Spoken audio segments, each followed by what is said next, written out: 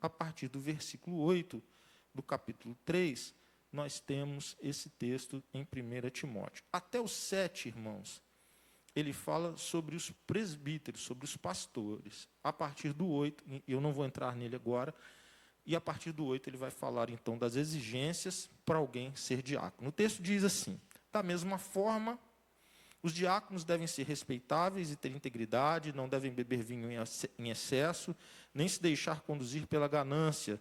Devem ser comprometidos com o segredo da fé e viver com a consciência limpa. Antes de serem nomeados diáconos, é necessário que se faça uma avaliação cuidadosa. Se forem aprovados, então que exerçam a função de diáconos. De igual modo, as mulheres devem ser respeitáveis, não caluniar ninguém, devem ter autocontrole e ser fiéis em tudo que fazem. O diácono deve ser marido de uma só mulher e liderar bem seus filhos e sua casa. Aqueles que exercerem bem a função de diácono serão recompensados com o respeito de outros e terão cada vez mais convicção de sua fé em Cristo Jesus. Esse capítulo 3 de 1 Timóteo, quando inicia falando de pastores e agora avança para a questão dos diáconos, mostra algo muito especial. Deus se importa com os líderes da igreja. Deus tem exigências, parâmetros, padrões para que pessoas exerçam liderança na igreja. Não basta vontade nem boa intenção. Isso é o começo, isso precisa estar bem claro para nós, irmãos. Por mais que nós possamos incentivar e encorajar que as pessoas trabalhem e sirvam na igreja, existem duas lideranças no Novo Testamento que se destacam. Eu disse um pouquinho sobre isso na semana passada. Nós não vamos encontrar, por exemplo, líderes de pequenos grupos ou líderes de ministérios no Novo Testamento. Significa que isso é um problema? Não, não significa isso. Significa que isso é extra-bíblico, não é contrário à Bíblia. O princípio de serviço e de pessoas que lideram o serviço da igreja está em todo o Novo Testamento. Mas, por algum motivo, o próprio Senhor destacou aquilo que muitas igrejas, e a Igreja Batista também, que chamam de oficiais da igreja. Os mais antigos vão se lembrar bem desse termo. Existem 2 oficiais na igreja. Eu nem gosto tanto do termo. Acho que ele não explica bem. Mas era muito usado. Então, os oficiais da igreja quem são? Nós temos os pastores e os diáconos. Pastores que cuidam da videira, diáconos que cuidam da treliça. Essa é a ideia e o propósito de Deus. E eles trabalham juntos, ambos os ministérios, para a glória de Deus, para a saúde da igreja, para o crescimento da igreja, segundo suas vocações, mas também segundo exigências que o próprio Senhor colocou. E nós vamos ver. E esse é o texto que mais lança luz sobre quais exigências, o que é necessário para que alguém seja diácono na igreja. Nós estamos juntos, irmãos?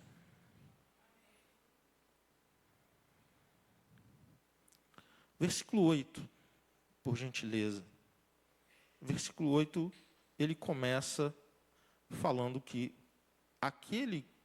o candidato a diácono, ou diácono, ele deve ser respeitável e ter integridade. Ser respeitável e ter integridade. A ideia de algumas traduções escolhem o termo irrepreensível, que traz algum tipo de confusão, porque alguém diz assim, se ele é irrepreensível, ele não erra. Não é essa a ideia, não tem quem não erre, só não erra quem não faz. O único que viveu nessa terra e não errou é Jesus, todos os outros vão errar. Mas irrepreensível é alguém íntegro, é alguém respeitável, é alguém que mesmo quando erra, ele assume erros, ou seja, mesmo quando repreendido, ele dá bom fruto. Integridade tem a ver com totalidade, com íntegro, a ideia de todo. Ele não tem o coração dividido. Então, quando você olha lá o suco, por que o suco integral é mais caro? Suco de uva. Aí você tem lá, suco de uva integral. Por causa disso. Porque todas as propriedades estão ali. Então, quando nós pensamos em uma pessoa, quando nós pensamos na escolha de nomes para o ministério diaconal, essas pessoas precisam ser respeitáveis. É preciso encontrar nelas integridade. Nós conversamos sobre isso um pouquinho na semana passada, quando nós somos tentados muitas vezes a olhar para habilidades, para competências, para capacidade de comunicação, para carisma e etc. Quando o que mais a igreja precisa são líderes íntegros. Mais que tudo. Em qualquer tempo, mas eu diria em especial nesse tempo. Num tempo de tantos desafios para a igreja, causados exatamente por líderes pouco íntegros, que envergonham o evangelho. Mas são carismáticos, são hábeis, bons vendedores, bons comunicadores. São tudo isso que esse tempo de muita exposição em rede social, em que a imagem é muita coisa, todos esses elementos de habilidade e competência para isso estão presentes. Mas o que não há? Integridade. São pouco respeitáveis, para dizer o mínimo. Isso é tudo que uma igreja não precisa quando escolhe os seus líderes. Mas o texto não para, diz também que eles não devem beber vinho em excesso e nem se deixar conduzir pela ganância. A ideia de beber vinho em excesso é a ideia de descontrole. Essa é a ideia. Precisa de ser alguém que tem domínio próprio. Precisa ser alguém... O que o vinho faz? O excesso de vinho tira a pessoa do seu equilíbrio. A pessoa já terá dificuldade, por causa do álcool, de equilíbrio, de serenidade, de sensatez, de moderação. Tira a pessoa do seu centro. E ela perde o quê? O controle. O que o texto está dizendo é que espera que um líder da igreja, ele seja alguém moderado, alguém que tenha domínio próprio. Quando a gente olha lá em fruto do Espírito, você vai ver, uma característica do fruto do Espírito é exatamente esse, domínio próprio. Ele sabe onde parar. E dinheiro jamais deve ficar na mão de pastores. Igrejas sérias não colocam seus dinheiro na mão de pastores. Pastores não devem ter interferência no dinheiro da igreja. Essa não é a orientação do Novo Testamento. Isso só traz problema. A gestão da igreja deve ser feita de modo aberto, transparente. Os irmãos precisam saber onde é colocado o dinheiro que os irmãos entregam através de dízimos e ofertas. E não à toa nós buscamos isso na igreja como um princípio para a igreja. Os pastores da Igreja Batista Pedras Vivas não exercem administração, gestão, cuidado da área financeira e, sobretudo, do trato com dinheiro. É lógico que quando nós vamos votar o orçamento da igreja, o pastor dirige todo esse processo como presidente da igreja que é. Como CPF, que é responsável pelo CNPJ, que é a organização social da igreja, para nós existirmos juridicamente. Mas não é o pastor que diz onde coloca o dinheiro, onde tira o dinheiro, o que faz com isso, com aquilo outro. É a igreja quem diz, é a igreja quem escolhe. E nós escolhemos líderes para essas áreas que são íntegros, irrepreensíveis, gente confiável, porque está lidando com algo muito especial, que é a entrega que as pessoas fazem dos seus recursos, abençoados por Deus, claramente, mas com muita sinceridade de alma, como parte da sua adoração. Dízimo e oferta na igreja é parte da adoração do povo, e isso precisa ser respeitado, tratado do modo como a Bíblia trata, com integridade. Por isso, e diáconos lidam com isso. Pastores não devem lidar, mas essa área material, logística, de infraestrutura da igreja, isso é assunto do ministério diaconal, sim. Isso é assunto para diácono se envolver, lidar, tratar, ajudar, supervisionar. Então não é à toa que está dizendo que essa pessoa precisa ter moderação, que essa pessoa não pode ser dirigida por ganância, que essa pessoa ela precisa ser alguém respeitável e íntegro, porque ela responde diante dos homens, mas sobretudo diante de Deus, por questões muito sérias. O versículo 9 avança e diz assim, que o diácono deve ser comprometido com o segredo da fé e viver com a consciência limpa. O que é segredo da fé? Às vezes a gente tem que ficar explicando expressões que Paulo poderia ter facilitado, mas ele escolhe algumas expressões que... O segredo da fé é o Evangelho, irmãos, que era um segredo, que não tinha sido ainda completamente revelado, mas que torna-se absolutamente revelado em Jesus Cristo. Jesus Cristo é a revelação suprema, completa e absoluta de Deus. Se você gosta de revelação, eu louvo a Deus pela sua vida, porque você vai gostar demais de Jesus, porque Ele é a revelação plena, absoluta, completa de Deus. Glória a Deus por Jesus. Glória a Deus pela revelação de Jesus. Nele nós temos toda a luz que precisamos para conduzir a nossa vida para a glória de Deus. Então o Paulo está dizendo o seguinte, que o diácono, ele precisa ser alguém comprometido com o Evangelho. O que é ser comprometido com o Evangelho, irmãos? É deixar que os princípios do Evangelho dirijam as nossas vidas, mandem em nós. Isso é ser comprometido com o Evangelho. O nosso comprometimento com alguma coisa é testado quando nós somos contrariados com aquilo. Então você está educando uma criança, e a criança... ela tem dificuldade em obedecer muitas vezes. Quando que ela é testada? Quando você corrige a criança e diz para ela, olha, não faça assim, faça de outro jeito. Papai, mamãe está orientando você desse jeito aqui. Agora ela vai ser tentada. Tentada a fazer o quê? Do jeito dela e não do jeito orientado pelos pais. O que é ser comprometido com o Evangelho? É permitir, se submeter, essa é a palavra, que o Evangelho corrija, em primeiro lugar, a própria vida, a própria família do diácono, do pastor, do líder, de modo geral. Irmãos, chega de gente que aponta o dedo para os outros, chega de líderes. Nós não temos esses líderes aqui, irmãos, mas há um ranço com o ministério diaconal em muitos lugares, exatamente porque essas pessoas eram colocadas para tomar conta da vida dos outros. Eles eram patrulhas da igreja.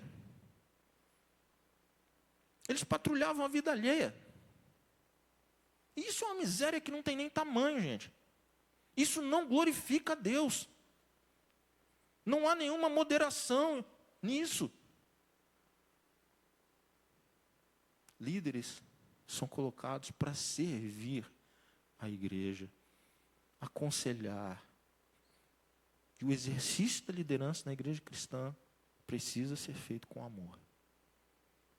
Irmãos, esse texto está me dizendo que o diácono, antes de qualquer coisa, ele busca viver os princípios do Evangelho na sua vida, e como nós vamos ver adiante, na sua família. E por isso que depois é que vem a consciência limpa. Você já viu uma pessoa completamente errada com a consciência limpa?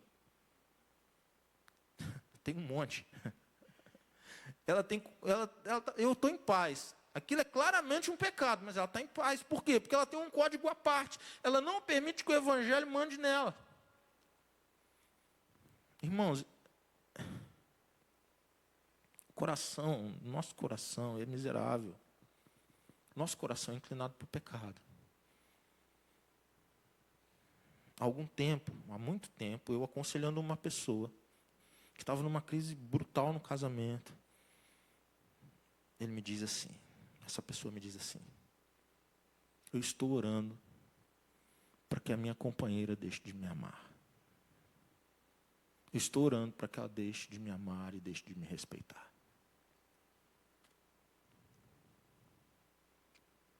E a pessoa estava completamente em paz com essa oração. Qual é a paz do coração que esse texto está dizendo? É essa? Eu tenho uma crise brutal, eu não quero mais essa mulher comigo. Eu não quero mais continuar essa história com ela. E a melhor coisa que aconteceria é que ela me olhasse do mesmo jeito que eu a olho agora. Porque resolvia tudo. Ela não quer, eu já não quero, ela não quer também, resolve o meu problema. É essa paz de coração? E bate a cabeça no travesseiro e dorme tranquilo? É essa consciência limpa que está aqui? Não, não. Nunca, jamais. Porque a consciência limpa, ela é na sequência ela vem, mas, e não é à toa, é porque ela deve ser resultado de um alinhamento de vida com o Evangelho. Quando que eu posso ter a consciência limpa? Quando a minha vida está sendo alinhada com o Evangelho de Deus. E essa é uma luta que irá até o final das nossas vidas, irmãos. Não há ninguém aqui que possa levantar a mão e dizer, a minha está 100%, eu não preciso de mais correções. O que você não pode é sentar em cima desse problema e dizer, mas eu estou em paz. Você vai ter paz quando as correções forem feitas, para que você viva alinhado com o Evangelho do Senhor. Líderes, sobretudo, precisam ser exemplo para a igreja. Líderes precisam alinhar as suas vidas com o Evangelho. Suas consciências limpas, não de que são perfeitos, porque não são. Não de que não erram, porque erram. Mas que não, porque estão constantemente, intencionalmente em busca de viverem os princípios do Evangelho em suas vidas e em suas famílias. Quero avançar, irmãos.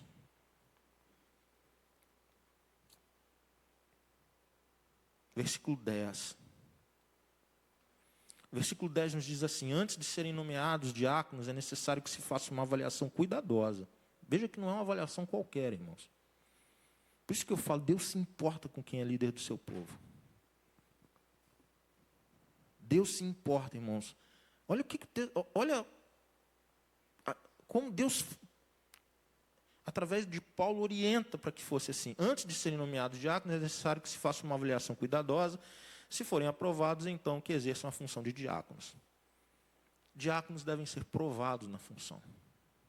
Tem período probatório para diácono. É preciso que a igreja escolha nomes e os coloque em ação. E eles exerçam isso para que a igreja olhe e diz, é verdade. Deus confirmou a nossa escolha. Ou não. Deus pode não confirmar na igreja, Deus pode não confirmar na vida do escolhido. Não é só a igreja que está olhando nesse período probatório para as direções de Deus, a própria, e eu diria antes de qualquer coisa, a própria pessoa. Porque, irmãos, é muito ruim querer colocar uma armadura de Saul em Davi. É muito ruim a pessoa ter que andar de um jeito da qual Deus não a fez para aquilo, que ele não é o propósito de Deus para a vida dela. Quem vai mais sofrer com isso é a própria pessoa, mas coisa boa é quando você põe uma roupa, você calça um sapato e é teu tamanho. Os diáconos que celebram a Deus no serviço diaconal, eles têm um sentimento de propósito. Aquilo tem significado para eles. Aquilo que às vezes é duro para outras pessoas, mas para eles é muito prazeroso, porque eles amam servir, irmãos, e eles são incansáveis nisso. Eles vão além, eles caminham a segunda milha por um sentimento de quê? De propósito, de significado das suas vidas. Então é difícil também para a própria pessoa ter algumas respostas em Deus, sem ela ter o trato com aquilo. Quando ela começa a tratar com aquilo, muitas vezes o que acontece? Ela se enche de grande alegria, e aquilo tem grande significado, e ela vai além, às vezes, da expectativa da própria igreja. Por quê? Porque Deus encheu o coração dela. Irmãos, é vocação. Deus vocaciona pessoas para o ministério diaconal. Assim como vocaciona pessoas para outras áreas, assim como vocaciona pessoas para o ministério pastoral. Irmãos, é diferente quando o sujeito é vocacionado para alguma coisa. É diferente. Por quê? Porque o olho dele brilha, ele pensa naquilo de mais tempo, ele se aprofunda, ele não se contenta, ele quer mais, e quanto mais vem, ele mais quer. É assim que funciona. Por causa do quê? Porque ele quis ser aquilo? Não, porque Deus colocou aquilo nele, aquilo queima nele. Período probatório serve para o próprio indicado perceber em Deus as respostas que o Senhor tem para ele. E uma vez passado por esse período probatório, que a Bíblia não define qual é a igreja local quem vai definir à luz da palavra, ele deve ser consagrado e ele deve ser reconhecido como um líder da igreja na ajuda no serviço da igreja, cuidando da treliça. Eu vou tratar isso num próximo sermão, mas só de relance, quero dizer a você. Alguém pode dizer assim, pastor, alguém novo na fé e como consequência na igreja, pode ser um diácono? A Bíblia não impõe restrição para isso. Até nós vimos na semana passada que a igreja de Jerusalém era lotada de novos convertidos. Era o que mais tinha, era novo convertido na igreja. Mesmo a gente separando algumas coisas, o fato está presente. Para pastores há uma restrição. Quando você lê as qualificações para pastores, de que ele não seja neófito. Mas para diácono não há. Se ele cumpre esses outros critérios, ser novo não é um ponto que é exigido para diáconos. Mas nós teremos tempo para tratar isso um pouco mais à frente. Versículo 11, que é o versículo mais complicado dessa passagem, porque não há consenso sobre quem Paulo está falando. E existem duas possibilidades. Paulo está falando das esposas, das mulheres dos diáconos. Quando ele fala as mulheres de quem? De quem ele estava tratando o tempo todo, que ele estava falando da figura do diácono. E os 7 primeiros diáconos escolhidos eram todos homens. Então, uma possibilidade é essa. Ele está falando das mulheres dos diáconos. A segunda possibilidade, não. Ele está falando da escolha de mulheres para o ministério. São as diaconisas. Elas são escolhidas, assim como os homens, para esse ministério. Eu não vou entrar nesse pormenor hoje, não dá tempo. Mas seja uma coisa ou outra, nós vemos que o padrão é elevado também. Elas devem ser respeitáveis, eu já falei sobre isso, o que valia para o homem vale para a mulher, seja ela a diaconisa ou seja ela a esposa do diácono, ou seja, não basta que o diácono seja formidável, a sua esposa também deverá ser, isso deverá ser olhado pela igreja, porque é um ministério que coloca esse homem em situações, homem ou mulher, em situações de visitar famílias, de ajudar famílias, de conexão com pessoas, e isso precisa estar em paz dentro da família antes de qualquer coisa. Ela deve ser alguém que tenha controle sobre a sua língua. Não caluniar alguém, essa é a ideia.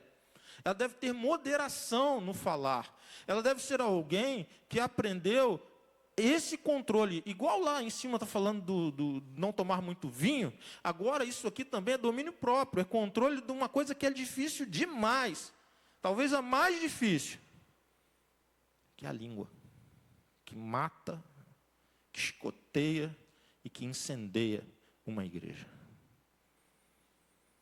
Liderança da igreja não pode ser dada a fofoca e maledicência, em hipótese alguma. Líder fofoqueiro, homem ou mulher, é um desastre para a igreja. Ele põe fogo na igreja. Devem ter controle, autocontrole e serem fiéis em tudo que fazem. O que é ser fiel em tudo que faz? Ser alguém confiável. É alguém que você dá uma missão e você fica em paz de que aquela missão será feita, porque ela é alguém confiável. Ah, mas ela teve um problema, ela pede ajuda, ela avisa com antecedência, ela busca solução, porque ela é confiável, ela sabe que aquilo foi colocado sobre responsabilidade dela, e ela dá conta daquilo. Não é que a pessoa faz tudo sempre, faz todas as coisas sempre muito bem, sem a ajuda de ninguém, é o contrário. Ela conhece o limite dela, então ela envolve outras pessoas, porque aquilo é importante, mas uma vez entregue a ela, você pode confiar, até se ela tiver dificuldade, ela vai fazer o quê? Pedir ajuda.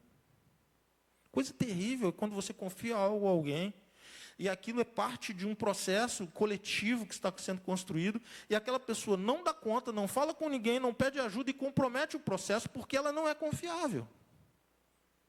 Isso é terrível em qualquer organização. É terrível na igreja também. Então, líderes da igreja não precisam saber fazer tudo, ninguém saberá. Não precisam fazer todas as coisas, essa não é a ideia. Mas precisam ser confiáveis. Precisa ser gente que abraça a missão e pega no chifre do boi. Versículo 12. O diácono deve ser marido de uma só mulher e lhe dará bem filhos e sua casa.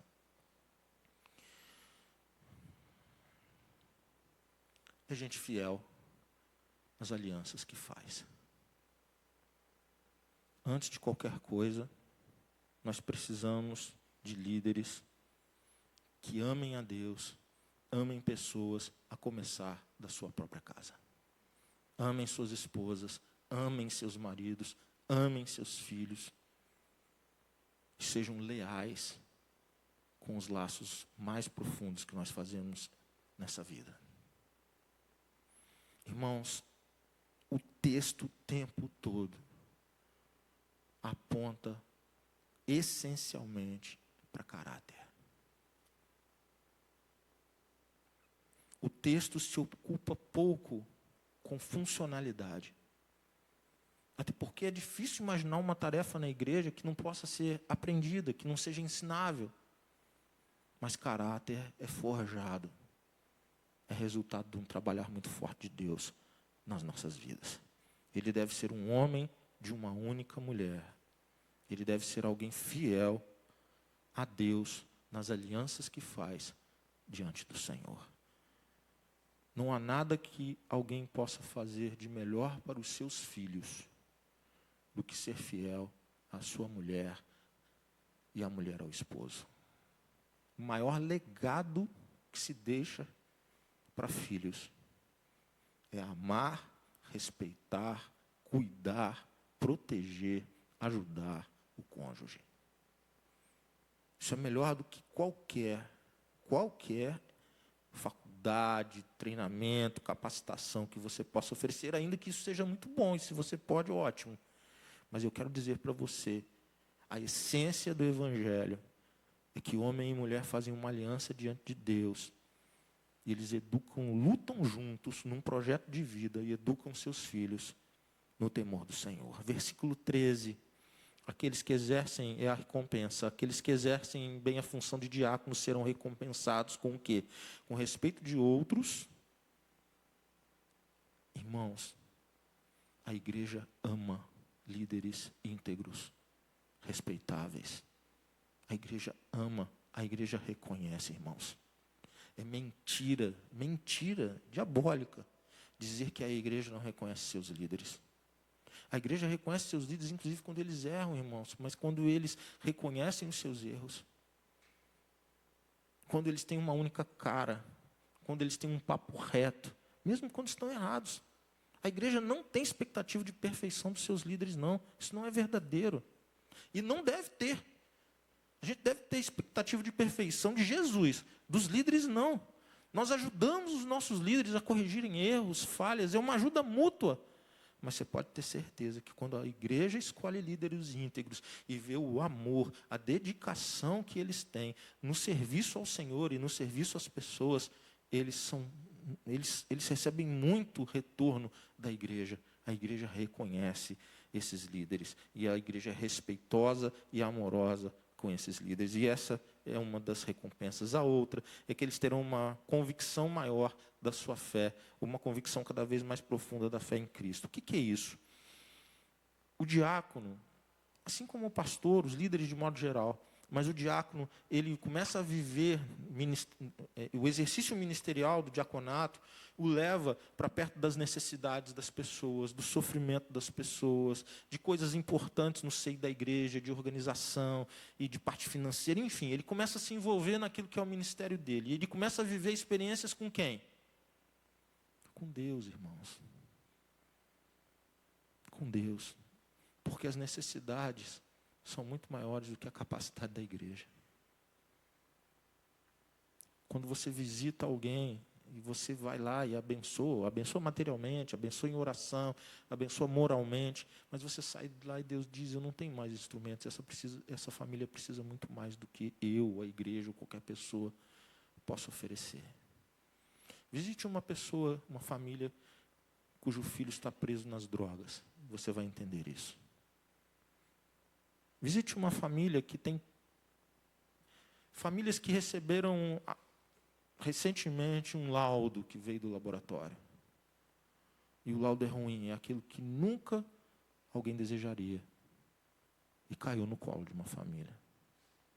E eles têm necessidades de exames, eles têm necessidade de cirurgia, eles têm necessidades que um monte de coisa aconteça. E eles amam aquele ente querido. E você os ajuda no que pode, você ora com eles, você serve a eles, mas você tem uma certeza muito grande eles precisam de muito mais do que você é capaz de oferecer. E você começa a viver, então, experiências com Deus, experiência de oração, experiência de milagres, experiência de provisão de Deus, experiência de Deus fazer aquilo que você nunca poderia imaginar que seria feito. E isso fortalece a fé desse homem, dessa mulher, desse diácono. 2 bênçãos. A bênção do reconhecimento da própria igreja e uma bênção do fortalecimento da relação com Deus, do fortalecimento da fé. Deus recompensa os seus líderes. Deus recompensa quem serve com integridade. Deus recompensa quem ama o Senhor e ama as vidas que foram confiadas a Ele. Que Deus abençoe essa igreja, que em breve seja chamada a fazer as escolhas de nomes para o ministério diaconal.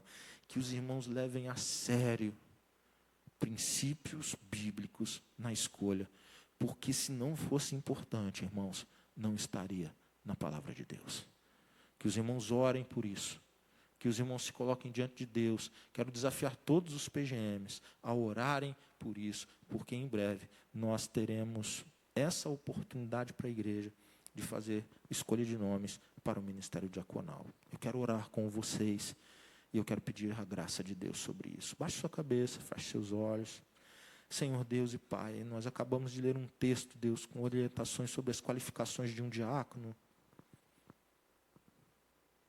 E nós estamos precisando de diáconos nessa igreja, Deus, muito. Eu quero pedir, Deus, que a palavra pregada, a palavra anunciada aqui, Deus, ela possa de alguma forma ecoar na mente, no coração dessa igreja, Deus. Para que os irmãos leiam e releiam esse texto, para que os irmãos orem sobre isso, para que os irmãos e irmãs dessa igreja, Deus, ao serem chamados, Deus, a fazerem essa escolha, eles o façam, Deus, com a verdade da Tua palavra, a nortear e dirigir todo esse processo. Porque o que todos nós queremos, Deus, líderes íntegros, líderes confiáveis, não perfeitos, Deus, mas líderes que amem ao Senhor, amem a igreja e amem os perdidos. E o Senhor tem esses líderes entre nós, eu não tenho nenhuma dúvida disso, Deus. O Senhor tem essas pessoas em nosso meio, eu não tenho nenhuma dúvida disso. Revela a Tua vontade a essa igreja. Muito obrigado por esse tempo de culto, de adoração, de oração. Muito obrigado pelo crescimento dessa igreja. Muito obrigado pelos líderes que servem em diferentes áreas dessa igreja. Só o Senhor para recompensá-los, Deus. Despeça-nos agora na Tua paz, Deus. Que nós possamos viver os princípios do Evangelho, dos portões para fora, durante toda a semana. Leva-nos aos perdidos, Deus, e glorifica o Teu nome nos nossos relacionamentos. Que possamos brilhar a luz do Senhor, possamos salgar, Deus, para a glória do Teu nome.